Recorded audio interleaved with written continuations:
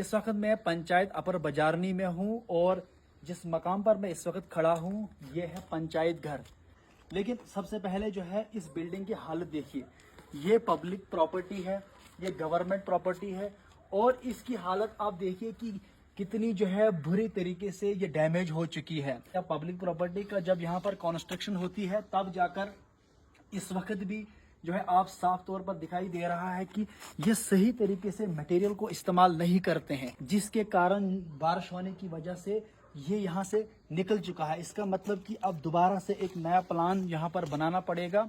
और अगर यही जो पैसा अब जो नए यहाँ पर रिपेयरिंग के लिए या रेनोवेशन के लिए जो यहाँ पर फंड्स गवर्नमेंट की तरफ से जो सैंक्शन होगी अब यहाँ पर वो इस्तेमाल होगी। अगर ये पहले से ये बिल्डिंग सही तरीके से अगर बनाई होती तो जो इसके लिए जो फंड्स आज अब लगनी है वो कहीं और जो है पब्लिक प्रॉपर्टी में इस्तेमाल हो सकती थी। अब यहाँ पर देखिए कि ये बोर्ड है, यहाँ पर रिपेयरिंग हुई है, इस पे लिखा है repair and renovation along with ये फेंसिंग अप्रोच पाथ पंचायत घर बिजारनी अपर में, और इस तरह का जो ये अमाउंट यहाँ पर इन्होंने मेंशन किया है।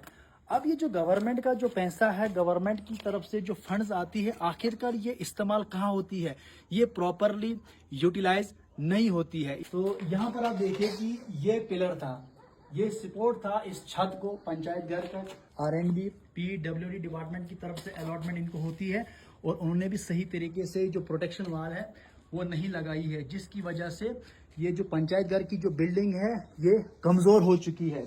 तो इसी का कारण ये भी हो सकता है कि जब इसकी जो बुनियादी चीज है वो सही नहीं है तो जिसकी वजह से ये बिल्डिंग डैमेज हो चुकी है। और इसमें आप देख सकते हैं ये मेन रोड है, इस मेन रोड से तो ये वाला जो रास्ता है ये पंचायत घर की तरफ जाता है और इस रास्ते की आप हालत देखिए, ये भी जो यहाँ से निकल चुका है। इस वक्त हम जहाँ पर खड़े हैं हम काफी जो है रिस्क ले रहे हैं, ऐसा ना हो कि ये यहाँ से निकल सके, क्योंकि इसका जो मेन कारण यह है कि जब यहाँ पर कॉन्ट्रैक्टर लोग काम करते हैं तो वो वहाँ पर यहाँ पर जब दीवारें देते हैं वो सही तरीके से नहीं होती है।